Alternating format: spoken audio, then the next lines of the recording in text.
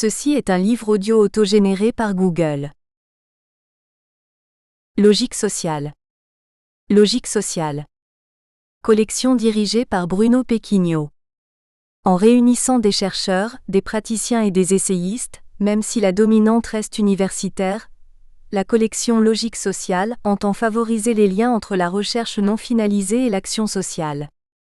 En laissant toute liberté théorique aux auteurs, elle cherche à promouvoir les recherches qui partent d'un terrain, d'une enquête ou d'une expérience qui augmente la connaissance empirique des phénomènes sociaux ou qui propose une innovation méthodologique ou théorique, voire une réévaluation de méthodes ou de systèmes conceptuels classiques. Dernière parution. Béatrice Jeannotfourcaud, Antoine Delcroix, Marie-Paul Poggi dire Contexte, effet de contexte et didactique des langues, 2014. Yannick Brunpicard, Plus loin que le développement durable, la durabilité, 2014. Jean-Michel Lebeau, Éléments d'écologie humaine, 2014. Claude Giraud, Qu'est-ce qui fait société, 2014. Nicole Rollins, Manifeste pour la décolonisation de l'humanité femelle. Tome 4, Poussée d'émancipation et violence colonisatrice, 2014. Khosrow Maleki, Introduction à la sociologie du mécontentement social, 2014. Jean Penef, Howard S. Baker. Sociologue et musicien dans l'école de Chicago, 2014. Jean-Michel Bessette, Être socio-anthropologue aujourd'hui, 2014. Alexandre Daflon, Il faut bien que jeunesse se fasse. Ethnographie d'une société de jeunesse campagnarde, 2014. Jean Penef, Howard S. Baker. Sociologue et musicien dans l'école de Chicago, 2014. Dominique Martin, Relations de travail et changement social, 2014. Thomas Pierre, L'action en force et les forces en action.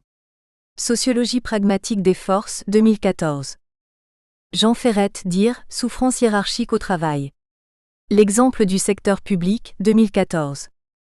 Sous la direction de Sandrine Guémard et Angel Eguido, Mobilité et transport durable, des enjeux sécuritaires et de santé, 2014.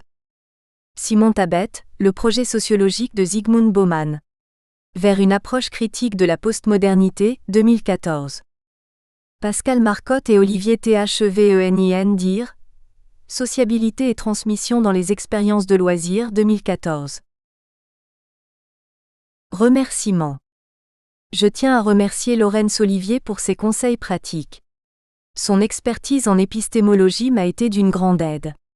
Je veux également remercier Kenya Lara d'avoir lu mon manuscrit, afin de m'aider à la correction des erreurs grammaticales. Aussi, je veux remercier mes amis Pedro Salmon et Claudia Velasquez pour leur aide précieuse en ce qui concerne la mise en page. Toutes ces personnes ont contribué concrètement à l'existence matérielle de cette publication. Dédicace. À mon filleul Nathan. Introduction. Cette enquête est née d'un désir d'émancipation à l'égard de deux approches théoriques isolées l'une de l'autre et s'ignorant réciproquement. Le déterminisme mécanique et l'analyse structurale. Qu'est-ce à dire ? Prenons l'art à titre d'exemple. D'un côté, l'analyse structurale affirme que la vérité profonde d'une production artistique doit se ramener à elle-même, étant donné qu'elle constitue une entité autonome et autosuffisante, ne devant rien pour être comprise au contexte social ou à d'autres facteurs extralittéraires comme la vision du monde de l'auteur. Tandis que de l'autre côté, le déterminisme mécanique professe que le principe explicatif d'une œuvre d'art réside non dans sa composition esthétique, mais exclusivement aux conditions sociales de production et qui plus est, à l'origine sociale de l'auteur comme porte-parole de sa classe d'appartenance. Étant entendu que le terme émancipé signifie pour notre part que nous cherchons délibérément un autre modèle explicatif qui viendrait se substituer aux perspectives citées si haut, nous avons choisi la théorie des champs tirée de l'œuvre de Bourdieu. En fait, elle prétend justement les dépasser tout en conservant leurs acquis. Nous ne nous contenterons pas ici de sélectionner une théorie en acceptant toutes ses prémices transcendantales, sans la soumettre à un rigoureux examen critique. Car si nous voulons connaître avec justesse si elle s'avère être un dépassement de ces deux schémas explicatifs, nous devrons la passer au crible de l'analyse épistémologique. nous entreprendrons une évaluation critique de la théorie des champs en prenant comme cas de figure le champ littéraire tel qu'il est étudié dans l'ouvrage de Bourdieu Les règles de l'art. La question initiale de notre investigation est de savoir si la théorie des champs arrive à supplanter l'analyse structurale et le déterminisme mécanique. Et puisque pour y répondre nous devrons mesurer, par un examen acéré et rigoureux, les limites de la sociologie de Bourdieu, notre analyse sera présidée par une double évaluation. D'un côté, nous nous préoccuperons de la cohérence interne, tandis que de l'autre côté, nous confronterons la sociologie bourdieusienne avec une critique externe, en l'occurrence celle de Caillé. Mais de quoi parle-t-on lorsque nous évoquons la notion de champ ? De façon générale, nous pourrions dire que les champs sont les mots que l'on accole aux divers domaines des activités humaines, le monde de l'art, de la littérature, de la politique, de l'économie, etc. Aussi, cette notion renvoie dans l'œuvre de Bourdieu aux champs de production culturelle, c'est-à-dire à des espaces génératifs de biens culturels, œuvres d'art, travaux scientifiques, essais philosophiques, auxquels leur est octroyée une double valeur, matérielle et symbolique par opposition aux simples marchandises à valeur d'usage de la production en série. Enfin, lorsqu'on évoque le concept de champ, on fait référence nécessairement à un microcosme réglementé et hiérarchisé, où se jouent des luttes de concurrence. En un mot, parler de champ, c'est parler avant tout de champ de force et de champ de lutte. Par champ de force, nous entendons un réseau de relations objectives entre agents, c'est-à-dire entre positions, qui agit sur tous les artistes de manière différentielle selon la position qu'ils y occupent. Si nous prenons l'exemple du champ littéraire, il faudra garder à l'esprit, d'une part, que l'univers des écrivains n'est pas le règne de l'anarchie où les romanciers et les poètes n'obéiraient à aucune loi émanant de leur pratique littéraire, et d'autre part que n'importe quel individu pourrait prétendre être romancier. L'ordre littéraire est un milieu régi par ses propres règles, et tous ceux qui prétendent au titre d'écrivain doivent se soumettre aux normes inscrites dans le champ littéraire sous peine de sanctions allant du discrédit à l'éviction de la République des lettres. Ensuite, par champ de lutte, nous entendons que chaque champ est une arène où règne le conflit permanent entre agents investis d'un certain volume de capital, et qui plus est, d'un conflit entre dominants et dominés. Bourdieu parle d'une lutte entre auteurs consacrés et nouveaux entrants pour sauvegarder ou transformer les rapports de force existants dans le champ. Mais ce n'est pas tout. Si chaque champ est régi par ses propres mécanismes et si chaque champ est spécifique quant à la nature des enjeux, il y aura toujours dans chaque champ une lutte pour le monopole de la légitimité. Par exemple, dans le cas du monde littéraire, le conflit entre les écrivains portera sur le monopole de la définition légitime de l'écrivain. C'est donc la position occupée au sein du champ littéraire comme univers de relations objectives entre positions et comme lieu de lutte de concurrence qui détermine et oriente les prises de position des auteurs, c'est-à-dire les stratégies de conservation ou de subversion, leurs objectifs étant soit de maintenir, soit d'améliorer leur position dans la structure du champ. Par exemple, les pratiques d'un auteur de pièces à succès tendront vers la conservation de l'ordre artistique établi, tandis qu'il en sera tout autrement des prises de position d'un poète d'avant-garde. En conséquence, toutes les productions culturelles, incluant les œuvres produites par les plus insoumis de l'avant-garde, sont le produit de contraintes émanant de la structure du champ. Lorsqu'un littéraire choisit d'écrire un roman, un poème ou une pièce de théâtre, c'est tout le poids de la structure du champ qui influence sa décision. Et enfin, par microcosme hiérarchisé, nous entendons que chaque mode d'expression artistique, en l'occurrence les genres littéraires, occupe une place bien déterminée dans la hiérarchie de la légitimité culturelle, et ce, du fait que toutes les significations culturelles ne sont pas équivalentes en dignité et en valeur. Par exemple, dans la France sous le Second Empire, avant que le roman devienne un genre anobli, les œuvres les plus prisées étaient le plus souvent des pièces de théâtre, suivies du roman, et enfin, la poésie d'avant-garde fermait la marche, à titre de genre le plus mésestimé, et ce, sans doute parce qu'elle ne s'adressait pas et ne s'est jamais adressée à un large auditoire. De cette définition, deux aspects cardinaux sont à considérer. La dimension statique du champ en raison du fait que des individus, assujettis à des règles et coordonnés les uns vis-à-vis les autres en fonction de celles-ci, contribuent à reproduire le milieu dans lequel ils évoluent, la dimension dynamique du champ parce que ceux-ci sont engagés dans un combat sans fin pour changer la donne au sein d'une structure différenciée de la société globale. Autrement dit, les analyses de Bourdieu sont non seulement synchroniques, étude des phénomènes qui se produisent simultanément, mais aussi, bien que dans une moindre mesure, diachronique, étude des phénomènes en prenant en compte leur évolution dans le temps. Le chercheur français aborde ainsi la question du fonctionnement d'un système social qui évolue sous le joug de la continuité et de l'inertie. Mais à travers la pérennité des structures sociales, il décrit également les transformations et les discontinuités qui émaillent le déroulement régulier du processus de reproduction et de conservation. Dans son ouvrage Les règles de l'art, la démonstration sociologique de Bourdieu est dédiée notamment à expliquer le principe des pratiques des écrivains et dans le même élan, comme un effort pour expliquer le processus conduisant à la conquête de l'autonomie du champ littéraire en France, au milieu XIXe siècle sous Napoléon III. En d'autres mots, le penseur français cherche à nous démontrer une logique sociale dans une perspective synchronique et en même temps à nous montrer le fondement du changement sous un angle diachronique. Or, le maillon faible de la sociologie bourdieusienne est justement de rendre compte des transformations profondes, et ce, en dépit des tentatives du sociologue afin de nous éclairer sur le processus d'émancipation des artistes. Nous postulons donc que Bourdieu n'a pas su démontrer comment les écrivains se sont libérés peu à peu de l'emprise des pouvoirs externes. Dans ce segment de l'analyse, on se demandera comment les écrivains ont conquis leurs indépendances et pour ce faire, nous focaliserons notre attention sur les interactions entre l'avant-garde littéraire et les forces de l'orthodoxie. Il sera question des instances de conservation et de consécration. Ainsi, nous serons en mesure de déterminer comment les écrivains ont forgé le champ littéraire et comment ils ont réussi à s'affranchir de l'ordre culturel légitime. Au terme de notre analyse de la cohérence interne, il sera possible de savoir en quoi les explications fournies par Bourdieu ne sont pas explicites et suffisantes, ou bien dans le cas contraire, en quoi elles sont suffisantes, c'est-à-dire conformes à ses propres principes méthodologiques.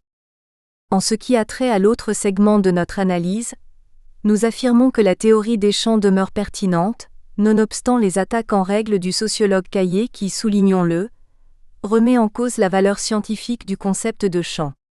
Ainsi, nous soutenons que le champ comme espace autonome de relations objectives entre positions et comme lieu de lutte entre agents pour la conquête des positions, est une donnée tangible. Pour mettre en œuvre cette proposition, on posera la question suivante: comment la sociologie de Bourdieu arrive-t-elle à résister concrètement à l'examen critique? Ainsi, l'analyse épistémologique au niveau de la cohérence interne et de la critique externe nous permettra d'évaluer de façon précise les limites et la rigueur de ce discours scientifique qui prétend offrir un schéma explicatif pouvant supplanter à la fois l'analyse structurale et le déterminisme mécanique. Enfin, 3 opérations seront nécessaires pour valider notre démonstration. Dans le chapitre 1, nous définirons la grille d'analyse, ce qui inclut la théorie des champs et tout un ensemble de concepts connexes, auxiliaires et complémentaires. Nous insisterons sur un critère de scientificité en particulier, celui qui a trait au rapport entre l'orthodoxie et l'hétérodoxie. Dans le chapitre 2, nous passerons au crible l'analyse du champ littéraire telle qu'elle a été produite dans les règles de l'art. De cette manière, nous serons en mesure de constater s'il y a symétrie ou dissymétrie entre les critères de scientificité et leurs applications pratiques. Dans le chapitre 3, dernière phase de notre investigation, nous répondrons directement et explicitement à la critique de Caillé en montrant concrètement comment la sociologie bourdieusienne réussit ou non à préserver son noyau dur. Dans cette partie, il sera question de confronter le discours de l'auteur à la critique. Pour mener à bien cette tâche, nous nous servirons de l'ouvrage critique de Bourdieu. De cette façon, nous verrons si Bourdieu répond de manière efficace à la critique, en montrant en quoi précisément constitue sa réplique. Cela dit, cette dernière opération arrimée aux 2 premières nous permettra de mesurer dans le menu détail la cohérence du discours sociologique de Bourdieu et son degré de résistance à la critique. En somme, nous serons au fait du degré de cohésion et de la profondeur scientifique de sa pensée. Chapitre 1: La sociologie de Bourdieu, les critères de scientificité. Pour que son discours soit cohérent, nous devons examiner si l'intellectuel français a bel et bien appliqué de façon explicite ses propres critères de scientificité, afin de vérifier et de confirmer la validité de son investigation sociologique. Occupons-nous de définir dans un premier temps les concepts élémentaires formant l'armature de la grille d'analyse bourdieusienne. 1.1 Notion préliminaire. D'emblée, dans une note de bas de page dans les règles de l'art, l'auteur affirme explicitement que c'est dans le marché des biens symboliques, un article publié en 1971 dans la revue L'Année sociologique, que sont contenus les principes méthodologiques ayant servi de base à la production de l'étude sur le champ littéraire. Et parmi les critères de scientificité mentionnés, notre attention s'est posée sur le fonctionnement des rapports entre l'avant-garde artistique et le système des instances de consécration déléguées pour sanctionner les œuvres. Ainsi, puisque nous nous intéressons aux facteurs de changement dans le monde de l'art, il est inévitable que l'on jette notre regard sur les phénomènes pouvant provoquer ou avorter les transformations dans cet univers. Nous insisterons sur les multiples interactions à l'œuvre entre les artistes soucieux de sortir du joug des convenances artistiques et le réseau des institutions mandatées pour consacrer les œuvres d'art. Mais plus précisément, nous aborderons la dialectique de la confrontation entre les fractions les plus endurcies de l'avant-garde et les instances déléguées spécialement pour célébrer et conserver l'ordre culturel, considérant que l'affrontement entre ces deux parties antinomiques est un point névralgique à partir duquel les transformations se produisent. Le premier sont portés par la logique de l'hétérodoxie, tandis que les autres obéissent à la logique de l'orthodoxie. Mais avant d'esquisser le critère de scientificité, auquel repose la responsabilité de rendre sociologiquement compte du changement radical, nous devrons aborder les concepts centraux constituant les grandes lignes de la grille bourdieusienne. Avant-garde artistique, système des instances de légitimation et champ du pouvoir. 1.1.1 L'entrée en scène de l'avant-garde. L'avant-garde artistique est une fraction sui generis de producteurs de biens symboliques, qui s'est constituée à travers un long et lent processus d'autonomisation et de différenciation, jalonné par d'innombrables luttes. A servi en France pendant toute l'époque médiévale jusqu'à l'âge classique par des instances de légitimité extérieure, le champ artistique amorce une première phase de transformation qui, prenant racine dans la Florence du XVe siècle, conduira à la formation d'un champ artistique relativement autonome. Les artistes d'avant-garde ont été disposés, au fur et à mesure que se développait un ordre artistique différencié et indépendant, à se libérer des contraintes externes qui pesaient sur le processus de production de leurs œuvres. Pensons notamment aux censures exercées par l'Église soucieuse de prosélytisme, des sanctions académiques et de l'ingérence du pouvoir étatique qui, à travers ses commandes, voyait dans l'art une terre fertile pour y faire fleurir sa propagande. La désaliénation économique et sociale de l'avant-garde artistique à l'endroit de l'emprise du Saint-Siège et des mécènes aristocrates s'est accomplie par le concours de la multiplication et de la diversification sociale d'un public de lecteurs et de spectateurs en mesure de remplir les conditions élémentaires de l'indépendance économique des créateurs, et en mesure de fournir un principe de légitimation concurrent. Ce processus d'émancipation s'est nourri de la formation parallèle d'un corps de spécialistes de l'art disposés à ne reconnaître d'autres exigences que les impératifs techniques et artistiques au cœur de la profession, et enfin, de l'instauration d'un système d'instances de légitimation placées en concurrence pour la légitimité culturelle. Mais leur autonomie n'aurait pas le mordant qu'elle a si elle n'était pas appuyée sur des structures permanentes, car ne perdons pas de vue l'essentiel. Les artistes sont situés dans un champ artistique et par conséquent, ils doivent composer avec cette structure s'ils veulent entreprendre des changements de nature à modifier durablement leurs relations avec tous les agents et instances impliqués dans ce champ. En d'autres termes, leur indépendance est indissociable de l'indépendance du champ artistique dans l'espace social. Aussi, le champ artistique est une structure dualiste qui se scinde en deux marchés de production culturelle. Les créateurs les plus enclins à l'indépendance sont ainsi amenés à forger, peu à peu, à coup de rupture, un sous-champ de production restreinte dans lequel ils élaborent eux-mêmes les normes de leur production, ainsi que leurs critères d'évaluation. Par conséquent, les créateurs issus de l'avant-garde se différencient nettement de leurs homologues qui eux produisent des biens culturels dans le sous-champ de grande production. Dans ce dernier, les producteurs de biens symboliques, qu'ils soient contemporains ou du XIXe siècle, sont entraînés dans une lutte de concurrence visant à maximiser les profits que peuvent générer les biens culturels, et ce, en atteignant la plus large audience possible. L'illustration typique de ce genre d'artiste mercenaire se retrouve sans nul doute chez ce romancier, couronné par le Grand Prix du roman de l'Académie française. Je n'ai pas d'autre ambition que d'être lu facilement par le plus grand public possible. Je ne vise jamais au chef-d'œuvre, et je n'écris pas pour les intellectuels. Je laisse ce soin à d'autres. Pour moi, un bon livre, c'est celui qui vous captive au bout de 3 pages. Si les auteurs contemporains ciblent un public indifférencié et aussi vaste que possible et non une catégorie spécifique de consommateurs, les auteurs bourgeois du XIXe siècle, soucieux de faire commerce de leur art, répondent aux attentes d'un public bourgeois pour maximiser le rendement que peut leur apporter une production culturelle. Tandis que dans le champ de production restreinte, les agents n'obéissent qu'à la concurrence pour la reconnaissance de leurs pairs et plus spécifiquement, à la lutte pour imposer une légitimité proprement culturelle. Dans la production restreinte, les biens symboliques ne sont pas dédiés au grand public, c'est-à-dire à des non-producteurs, mais destinés à des alter-egos qui sont eux-mêmes des producteurs de biens symboliques. Parce que la légitimité culturelle provient uniquement de la reconnaissance de leurs pairs, ils sont amenés à se couper du public des non-producteurs et à n'avoir que pour clients leur... Nous espérons que vous avez apprécié cet aperçu.